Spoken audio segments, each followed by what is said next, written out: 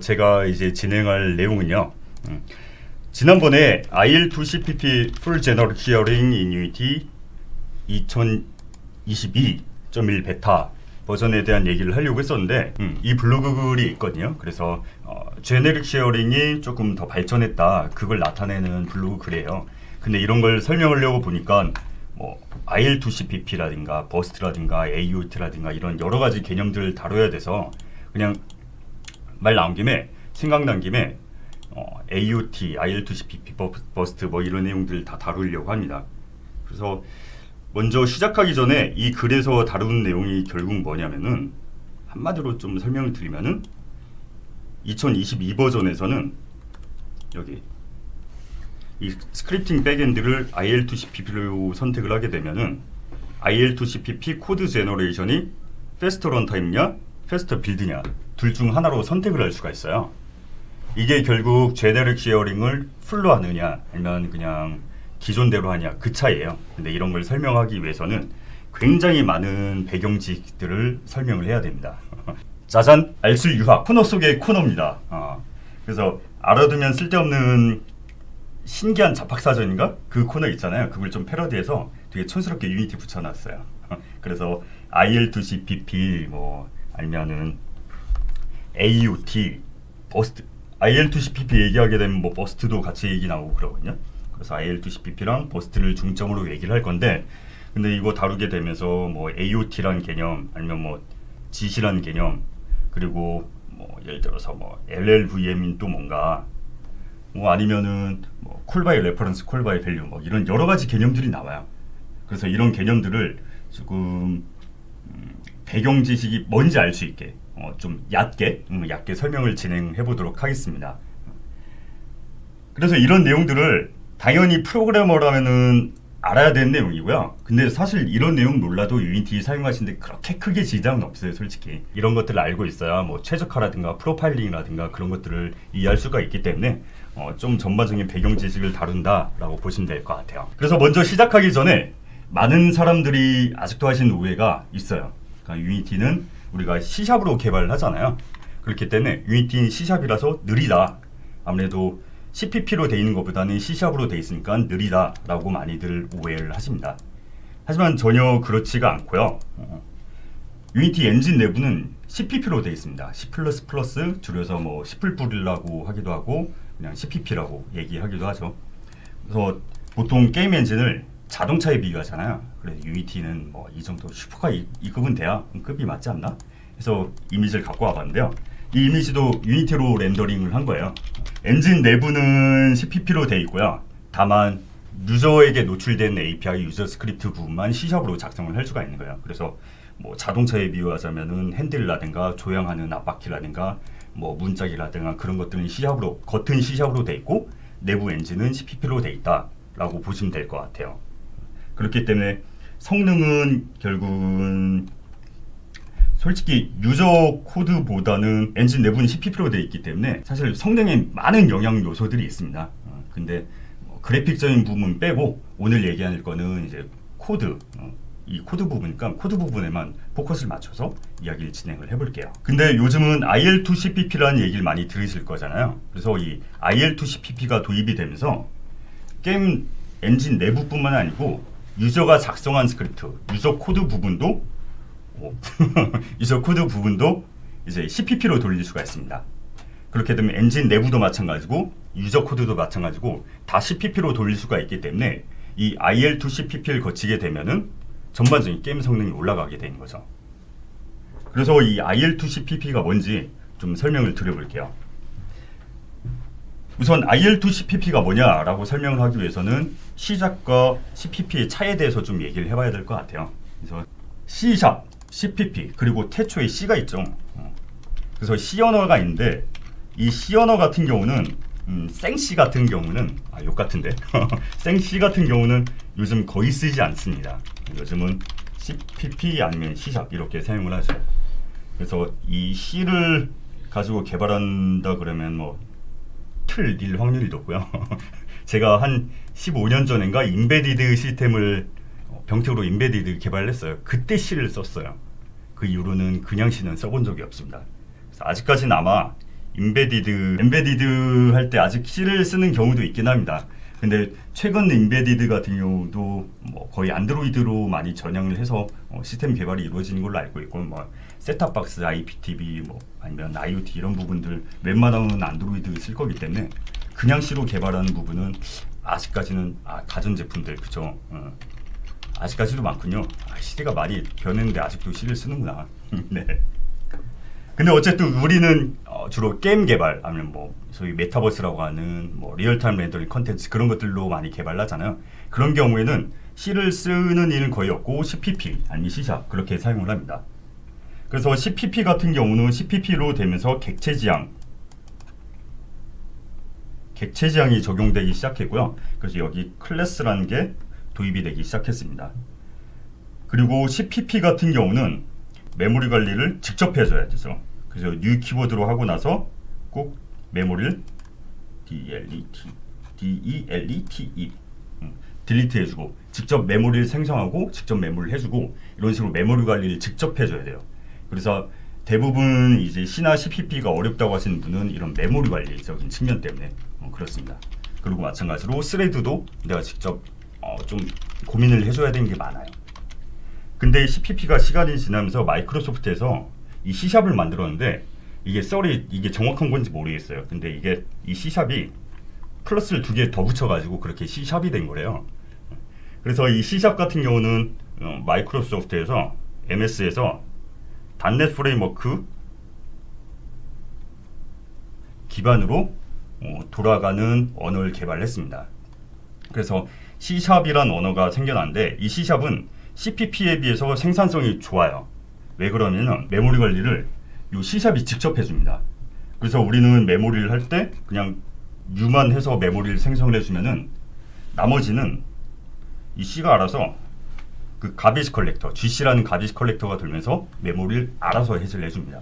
그렇기 때문에 메모리 관리가 훨씬 더 쉬워졌고, 그리고 뭐 스레드 같은 경우도 되게 쉬워졌고, 그런 식으로 개발이 CPP에 비해서 굉장히 쉬워졌습니다. 그렇기 때문에 C샵을 사용하게 되면 기존 CPP로 개발하는 것에 비해서 되게 생산성이 좋아졌죠. 다만 그만큼 매니지드 메모리를 사용하기 때문에 C샵이 많이 개입해 주는 게 많다 보니까 그만큼 CPP에 비해서는 성능 저하가 좀 있습니다.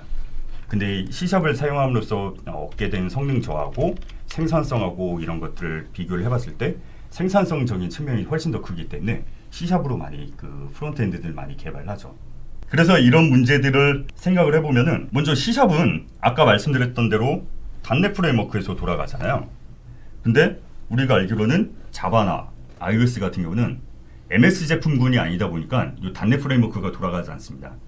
근데 우리는 개발은 C샵으로 하는데 최종적으로는 안드로이드 띄우고 아이폰에도 띄우고 그러잖아요. 이거는 바로 우리가 모노를 쓰기 때문에요. 이 모노라는 프레임워크 같은 경우는 .NET 프레임워크를 대응하기 위해서 만든 거예요. 그래서 이 모노 같은 경우는 안드로이드에 돌아가고 뭐 iOS에서도 돌아가고 뭐 플레이스테이션에도 돌아가고 뭐 엑박에서도 돌아가고 뭐 이런 식으로 여러 가지 플랫폼에서 멀티 플랫폼으로 돌아가는, 이게 결국 처음 시작할 때 리눅스 기반이었거든요. 그러다 보니까 멀티 플랫폼으로 대응해서 C샵을 돌릴 수 있는 멀티 플랫폼 프레임워크라고 보시면 될 것 같아요.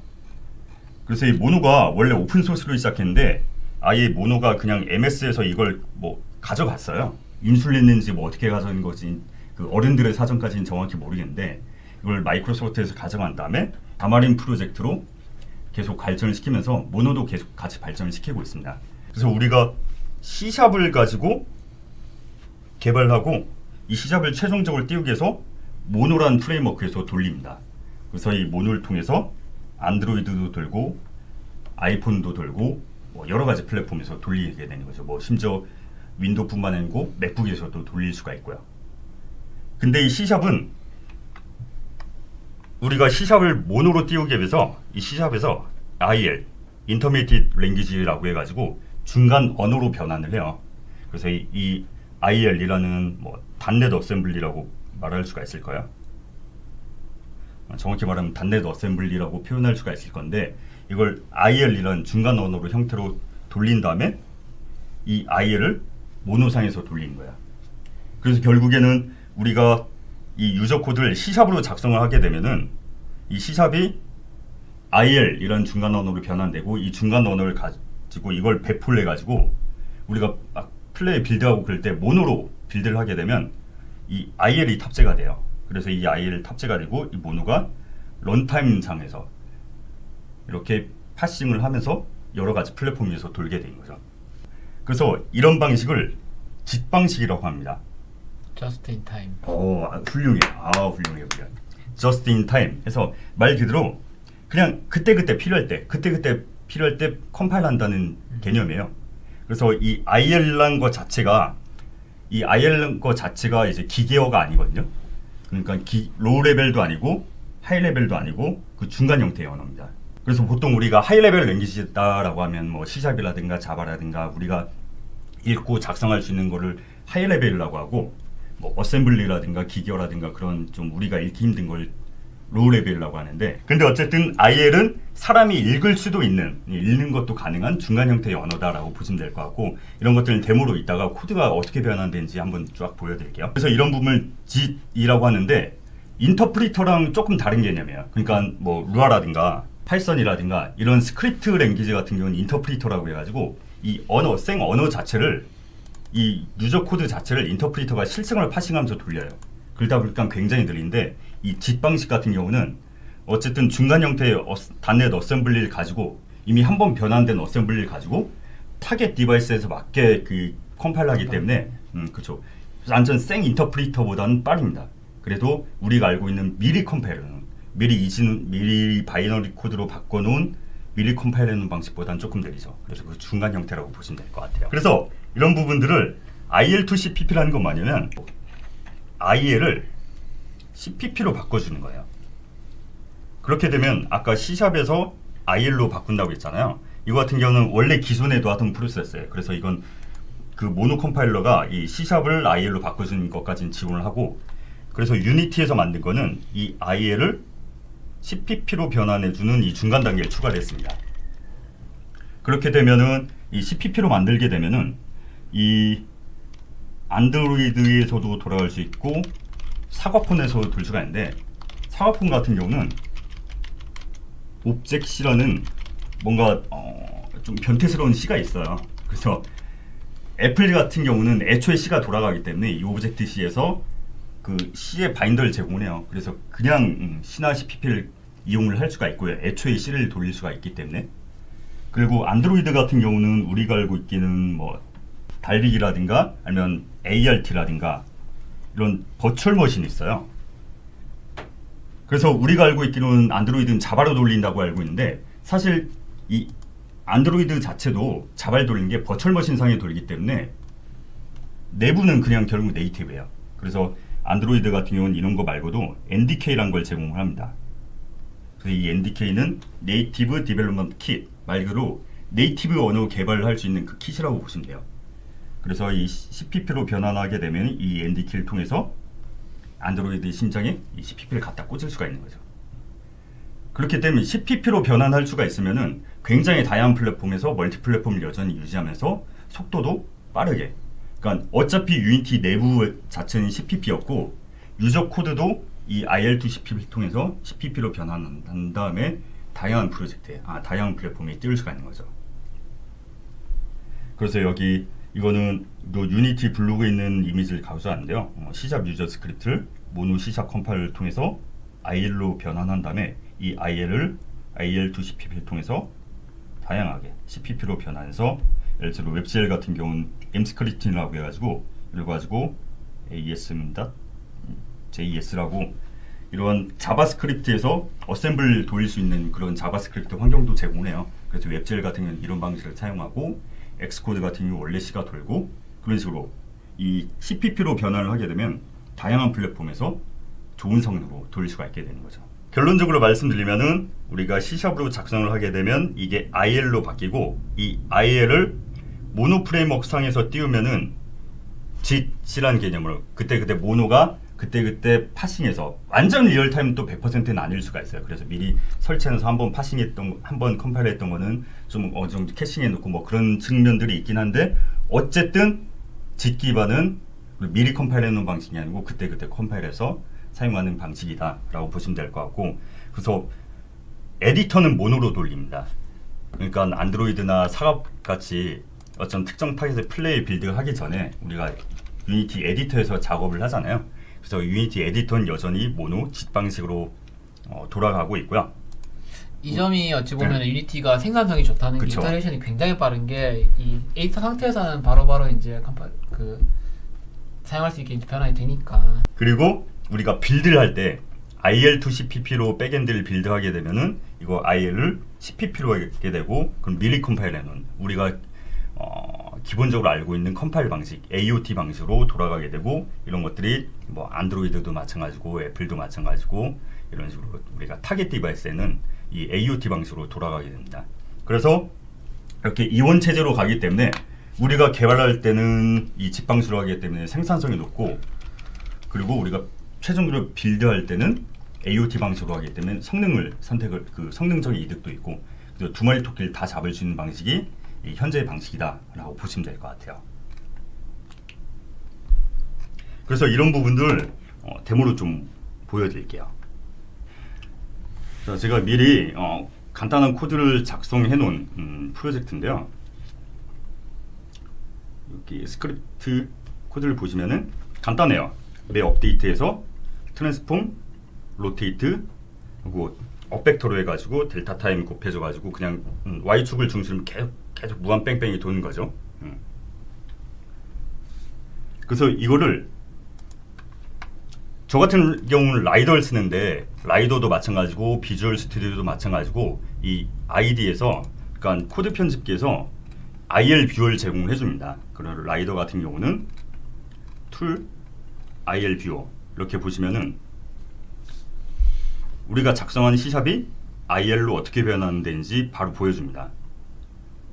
정확히 말하면 바로 보여주기보다는 이렇게 빌드 버튼 눌러가지고, 빌드 솔루션 버튼이 있거든요. 이 빌드 버튼을 누르면은 이 C샵 코드를 IL로 바로 바꿔줍니다. 그리고 보시면은 왼쪽이 지금 C샵 코드고 오른쪽이 IL인데, 보시면 어셈블 형태긴 하지만 그렇다고 우리가 아예 못 읽을 것도 아니거든요. 보시면 일단 유니티 엔진에서 트랜스폼 얻어온 다음에 트랜스폼 레지스트를 저장해주고, 그리고 벡터3로 get up 해가지고 유니티 엔진, 이게 유니티는 내부는 C샵으로 돼 있다고, CPP로 돼 있다고 말씀드렸잖아요. 그래서 유니티 내부 엔진 코드를 호출해 주는 거야. 그리고 타임 얻어오고 델타 타임 얻어오고, 그리고 벡터3 형태로 이렇게 곱셈을 해주죠. 그리고 그 뒤에 100을 곱해주고, 그리고 값을 얻어오고, 그리고 최종적으로 레지스트를 쌓은 그 값을 가지고 로테이트 함수를 호출합니다. 이런 식으로 하나하나 따라가 보면은 우리가 이 코드를 읽을 수가 있어요. 읽을 수 있는 형태로 되기 때문에 아까 잠깐 언급드렸던 것처럼 이런 부분들이 빌드 패키지에 뭐 탑재가 물론 이 텍스트 그대로 탑재가 되진 않겠지만, 이게 탑재가 되면은 아무래도 리버스 엔지니어링, 그러니까 역분석 같은 게 가능해지죠. 그렇기 때문에 좀 그때 코드 보안이라든가 이런 것들이 좀 항상 이슈가 제기되곤 했었어요. 그리고 이 IL 방식을 IL2CPP로 돌리게 되면은, 우리가 컴파일하게 되면은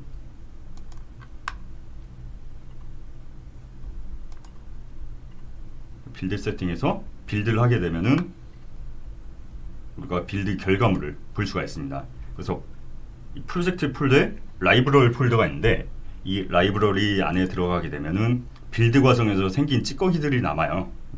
그래서 이 중에 보시면은 IL2CPP 빌드 캐시, 맥 타겟, 그래서 뭐 프로세스 타겟도 보이고, 만약에 X64에서 IL2CPP 아웃풋을 보면은 쭉 CPP들이 보입니다. 그래서 이 유니티가 IL2CPP를 통해서 CPP로 바꿔준 결과물들을 보고 계시는 거예요. 근데 보면은 여기 DLL이 이렇게 나눠져 있잖아요. 제가 이 프로젝트에서 보면은 그 크레이트 보면은 어셈블리 데피니션 이걸 추가를 해줄 수가 있거든요. 그래서 이 어셈 데피니션을 추가해서 DLL을 나눠줬어요. 그래서 IL2CPP 테스트라는 DLL 따로 나오고, 그 어셈블리 C샵이라는 DLL 따로 나오고, 이런 방식인데 그 모습 그대로 CPP 파일도 생깁니다. 어셈블리 C샵 CPP 파일 나오고, 그리고 IL2CPP 테스트라는 CPP 파일 그대로 나오고요.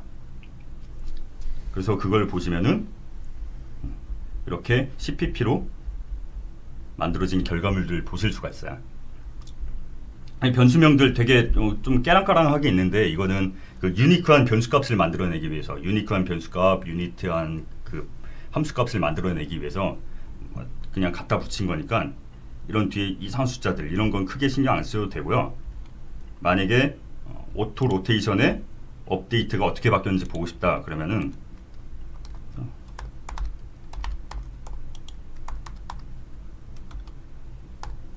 오토 로테이션 업데이트 이렇게 찾았습니다. 보시면은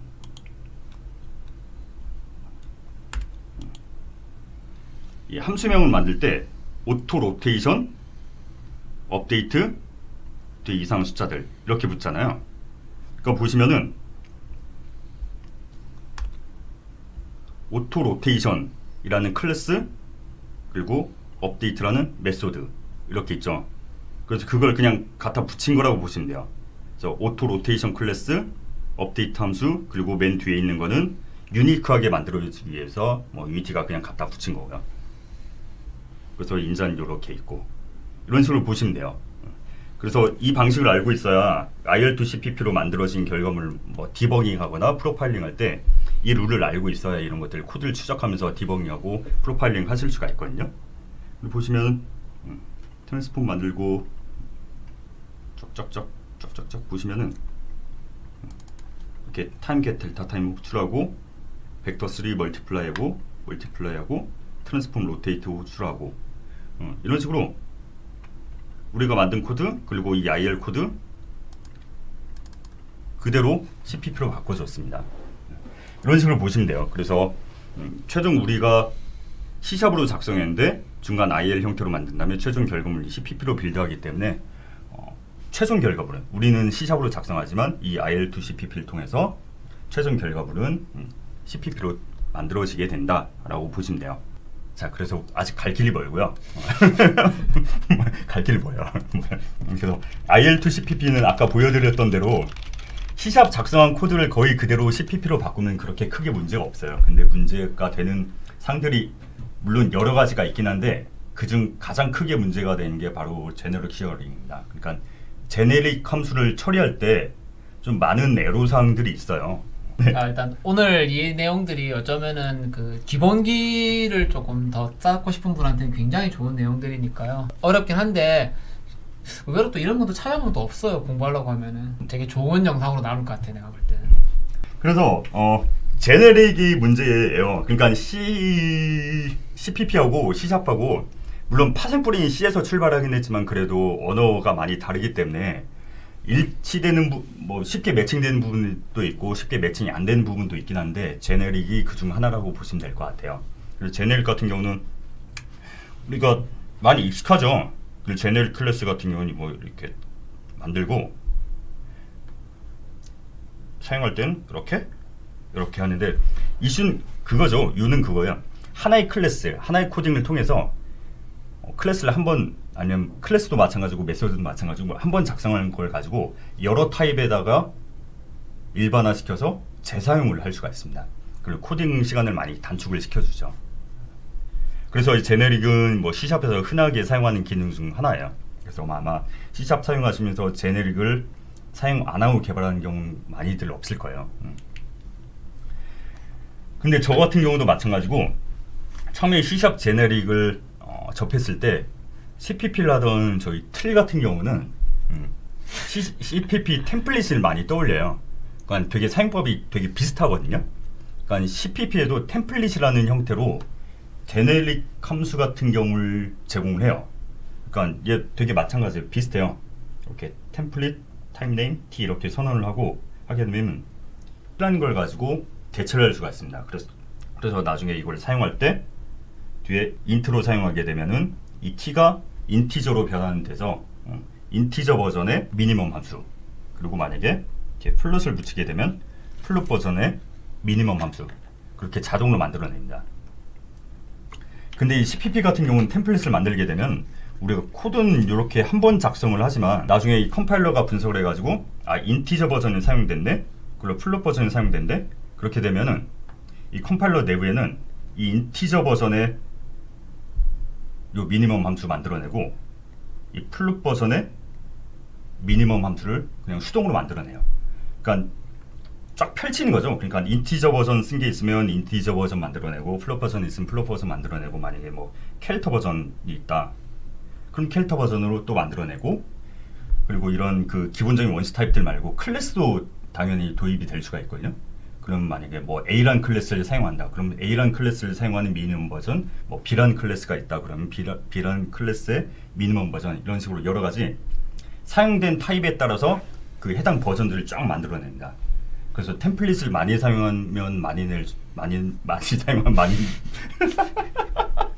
늙었나봐. 말고요. 그래서 타입을 많이 사용하면 많이 사용할수록 그만큼 코드가 길어져요.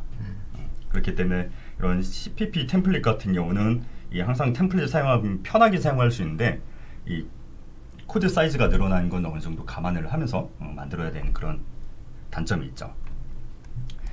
근데 여기까지만 보면은 C# 제네릭이랑 뭐 CPP 템플릿이랑 같은 거 아니야? 라고 생각을 할 수가 있는데, 이게 차이가 있는 게 콜바이 밸류랑 콜바이 레퍼런스란 개념에서 차이가 조금 있어요. 그래서 이 콜바이 밸류, 콜바이 레퍼런스라는 개념은 뭐 C 계열의 뭐 C도 마찬가지고 CPP도 마찬가지고 C#도 마찬가지고 다 C 계열의 언어에는 다 있는 컨셉입니다. 그래서 이걸 쉽게 말하면은 콜바이 밸류는 말 그대로 함수를 호출할 때 뭐 인자 같은 것들을 넣잖아요. 그 인자를 이 밸류 자체를 복제해서 넘겨요. 그리고 콜바이 레퍼런스 같은 경우는 이 데이터의 위치만 넘겨줘요. 그러니까 데이터를 통째로 복제해서 넘겨주냐, 아니면 위치만 뭐 포인터 개념식으로 위치만 넘겨주냐, 그 차이가 있습니다. 그래서 CPP를 예를 들어 보면은 A란 구조체를 만들었고 이 A란 구조체 안에 A, B, C, D, E, F 인티저 4개를 했다. 그러면은 이 인티저 4개를 했으면은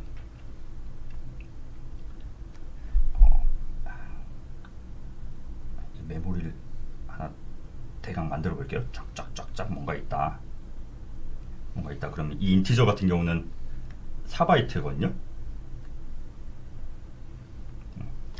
이 인티저 같은 경우는 4바이트입니다.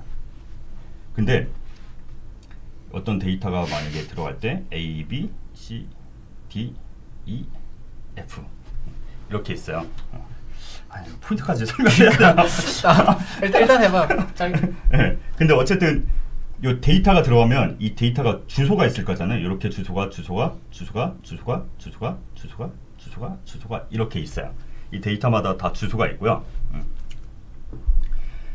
그래서 이 간격은 4바이트만큼씩 4씩 떨어져 있겠죠. 근데 이 주소값 자체는 우리가 지금 예전에는 한 10년 전만 해도 컴퓨터가 32비트 운영체제였잖아요. 근데 요즘 다 64비트 운영체제잖아요. 그러니까 이 4바이트 같은 경우는 4바이트 어디까지 설명해야 되지? 4바이트는 32비트입니다. 그러니까 1바이트가 8비트잖아요. 그래서 만약에 8바이트 같은 경우는 64비트예요. 그래서 이 주소값은 예전에는 32비트 운영체제였으면 이 주소값이 32비트였고 요즘 64비트잖아요. 그래서 이 주소값 자체는 64비트 숫자예요. 아니야, 이것까지 설명하면 너무 길어질 것 같고, 그래서 어쨌든 주소값이 있어요. 그래서 이 A라는 값 자체가 있고 A라는 값이 들어가는 주소가 있습니다. 메모리 주소가 있어요. 그래서 크게 이 함수를 호출할 때 CPP에서는 이 세 가지 방식이 있다고 보시면 될 것 같은데요. 그러니까 A라는 구조체를 선언해서 인스턴스화 시키고 이 A라는 것 자체를 그냥 통째로 넘겨줍니다. 그러면은 이렇게 해서 넘겨줄 때는 이 메모리에 A, B, C, D, E, F 이렇게 있잖아요. 여기 몇 개? 하나, 둘, 셋, 넷, 다, 여. 6개 64, 64. 힘드네요. 이렇게 넘겨주게 되면 이 구조체 통째로 넘겨주게 되면 24바이트가 데이터가 넘어가요. 그냥 값을 복제해서 넘겨준다고 보시면 돼요. 그래서 이건 call by value입니다. 근데 CPP 같은 경우는 강시, 생시 같은 경우는 포인터라는 개념이 있어요. 그래서 A 한 다음에 뒤에 별표를 붙이면은 얘는 포인터라는 개념이고, 얘는 가리키는 게 뭐냐면 주소값을 가리키는 애가 돼요. 그럼 이렇게 A 포인터로 만들고 이 포인터를 넘겨주게 되면은 이 데이터를 통째로 넘겨주는 게 아니고 이 주소값을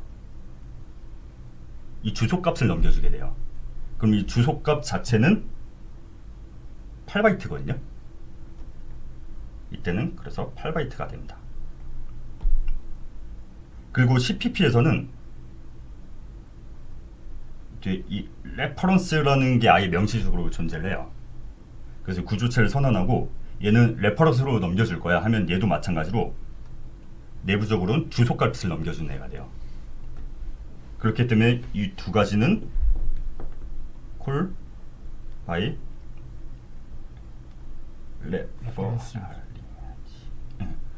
레퍼런스가 됩니다. 그러니까 call by value는 이 데이터 자체를 넘겨주는 거고, call by reference 같은 경우는 여기서 말하는 레퍼런스는 뭐 C에서는 포인터라고 보시면 돼요. 이 주소값, 그러니까 이 데이터가 있는 위치고 이 데이터 있는 위치는 결국 메모리 주소값이라고 보시면 되거든요. 그래서 이 메모리가 있는 위치, 말 그대로 메모리를 참조할 수 있는 위치를 넘겨줘서 call by reference라고 보시면 됩니다. 야, 점점 사람이 늘고 있어요. 그래서 또 당연히 call by value로 하게 되면 뭐 건드리고 사용하는 입장에서는 편한데, 대신 이 메모리를 통째로 넘겨주기 때문에 이 데이터 전달 속도가 늦고, 그리고 call by reference 같은 경우는 그냥 메모리 주소만 넘겨주기 때문에 그 전달되는 주소가 되게 가볍죠. 근데 이 함수를 받아간 측에서 이걸 가지고 다시 데이터를 변화하는 막 지지고 해야 하기 때문에 사용하는 측면에서 조금 난이도가 증가한다는 그런 측면이 있습니다. 근데 이건 CPP까지의 얘기고, C샵으로 넘어오게 되면은 call by reference냐 call by value나 이런 개념들이 어떤 데이터냐에 따라서 C샵이 자동적으로 결정을 해줘요. 그래서 만약에 이 C샵에서는 인티저 i를 선언하고 스트링 s를 잘생긴 옷을 해서 집어넣었다, 그리고 펑션을 호출할 때 이렇게 호출하게 되면 얘는 인티저고 얘는 스트링이잖아요. 그래서 나는 그냥 인티저 선언하고 스트링 선언하고 이걸 함수로 넘겨줬다. 그러면은 이 함수 호출할 때 인티저 같은 경우는 call by value로 넘어가고, 스트링 같은 경우는 call by reference로 넘어갑니다. 그리고 C샵에선 그냥 이 데이터형에 따라서 이게 레퍼런스 타입이냐 밸류 타입이냐 레퍼런스 타입이냐 이게 자동적으로 정해져요. 그냥 내부 C# 랭귀지 안에서 이게 기본적으로 어떤 그 자료형이면은 어떤 식으로 이제 넘어간다는 게 지금 정해져 있다는 거죠. 그래서 그 MSDN 다큐먼트라든가 그런 것들을 찾아보시면 밸류 타입 같은 경우는 구조체, 인티저, 캐릭터, 불, 그러니까 인티저, 캐릭터, 불 이런 그 원시 타입하고, 구조체 같은 경우는 밸류로 취급을 합니다. 그리고 레퍼런스 같은 경우는 클래스, 스트링, 어레이 뭐 이런 이 기본적인 밸류 타입 외에는 다 레퍼런스 타입이라고 보시면 돼요. 근데 데이터가 주로 이제 작은 것들을 밸류 타입으로 넘기고, 맞아요. 데이터 크기가 큰 것들을 그냥 이제 레퍼런스 타입으로 넘기네요. 보니까. 아, 훌륭합니다. 프로그래머 해도 될 것 같은데? 어때? 코딩을 배워보지 않겠나? 저희가 내가 코드로 짜잖아. 아, 쉐이더 말고 C샵. C샵도 조금 짜. 굿. 좋아. 자, 그래서 이 C샵 같은 경우는 밸류 타입하고 레퍼런스 타입이 아예 그냥 그 언어 자체에서 지가 알아서 해요. 그러다 보니까 잠깐만. 스트럭처 넘길 때 레퍼런스 키워드 낑겨주면 주소 형태로 넘겨주는 것 같긴 하던데. 네, 그럴 수도 있죠. 그래서 C샵에서는 그래서 박싱이라는 개념 들어가는데 그것까지 가면 너무 가는 것 같아서 그건 진짜 이제 그거는 이제 랭귀지 언어의 이야기고, 지금 얘기는 결국은 이제 잠깐 다시 원점으로 제가 좀 정리를 좀 하면은, 이제 R2CPP를 사용을 했을 때 유니티에서는 이득과 이걸 왜 쓰는 거에 대한 이야기다 보니까 너무 이제 원론적인 뭐 이제 포인터 얘기는 지금 어쨌든 뭐 콜 바이 밸류나 레퍼런스 설명하려고 한 거고, 지금 조금 더 여러분들도 일단 여기에서 디테일한 설명이 안 나가는 거는 조금 양해를 해주세요. 저희가 지금 오늘 이 토픽의 지금 메인 토픽은 이 R2CPP를 사용하는 이유가 유니티에서 어떻게 처리되는지에 대한 이야기입니다. 그래서 지금 하고 있는 코너 이름도 알아두면 쓸모없는 유니티 지식이기 때문에 쓸모없진 않잖아. 근데 이제 지금 너무 깊게 들어가면 쓸모가 있어지기 때문에 쓸모없는 정도 얕게만 가겠습니다. 그래서 정성님이 맨날 그 얘기하는 게 C샵도 CPP처럼 짜면은 이게 퍼포먼스 잘 나온다는 게 이런 것들까지 전부 고려해서 이제 코드 짜게 되면은 생산성도 좋지만은 속도도 잘 나온다. 뭐 그런 얘기인 것 같은데. 맞아요. 그리고 C샵에서 포인터 타입도 있어요. 근데 애초에 그럴 거면 그냥 CPP 쓰. 유니티에서 못 쓰잖아. 네, 그치. 근데 어쨌든 뭐 C샵도 CPP처럼 쓰려면 얼마든지 쓸 수가 있는데 뭐 그러면 생산성이 떨어지니까. 네. 그리고 넘어가고. 그래서 C샵에서 보면은 제네릭을 많이 쓰거든요. 이런 식으로 보시면 그 가장 흔한 게 get 컴포넌트. 이것도 제네릭 타입이잖아요. 야, 20분 만에 제네릭 다시 돌아왔다. 왜 생각보다 시간 오래 걸래? 빨리 해요. 내가 올 때 오늘 잘하면 이러다 버스트 못한다. 그래서 문제는 아까 말씀드렸던 것처럼 이 제네릭하고 그리고 CPP하고 이게 밸류 타입이냐 레퍼런스 타입이냐 그리고 이게 AUT 방식이냐 JIT 방식이냐 그것 때문에 이거 CPP의 템플릿으로 바로 변환을 할 수가 없어요. 그래서 이 C샵 코드를 이 제네릭을 사용하게 되면 이 CPP를 넘어갈 때 이걸 막 쫙 풀어야 돼요. 막 쫙 풀어서 만들어야 되고 그리고 또 제네릭 같은 경우는 뭐 레퍼런스 타입 같은 경우는 그냥 이 제네릭을 하나로 만들어서 공유를 할 수가 있거든요. 내부적으로. 그래서 이걸 제네릭 쉐어링이라고 하는데 이 C샵 같은 경우는 JIT 방식이기 때문에 아까 말씀드렸던 것처럼 뭐 단넷 프레임워크도 마찬가지고 모노 프레임워크도 마찬가지고 이 JIT 방식이기 때문에 기본적인 것만 만들어 놓으면은 나머지는 그때그때 그 기계로 번역될 때 그때그때 필요할 때 만들어서 써요. 근데 이걸 CPP로 가져가게 되면은 미리 이런 것들을 다 만들어 놔야기 때문에 코드 사이즈가 그만큼 길어지게 됩니다. 잠깐 보여드릴게요. 얼마나 경악스러운지를 좀 보여드려야 아실 수 있을 것 같아서 아까 CPP로 만든 결과물 잠깐 보여드렸었잖아요. 이것들을 다 제네릭 관련된 코드들이에요. 그래서 아까 여기 보시면은 CPP 결과물들이 뭐 제네릭 메소드 있고 제네릭스도 있고 되게 여러 가지가 있거든요. 그래서 이런 것들이 다 제네릭들입니다. 그래서 여러 가지 버전으로 뭐 인자 뭐 3개 버전, 인자 4개 버전 그런 식으로 쫙 만들어 놓고 이거를 실제 사용하는 애들은 뭐 메소드 포인터 테이블 이렇게 만들어 놓고 아무튼 굉장히 많아요. 굉장히 많습니다. 그렇기 때문에 이 제네릭을 많이 쓰면 많이 쓸수록 IL2CPP 컴파일, 변환 이런 과정들이 굉장히 오래 걸립니다. 그래서 아까 처음 시작할 때 잠깐 보여드렸던 게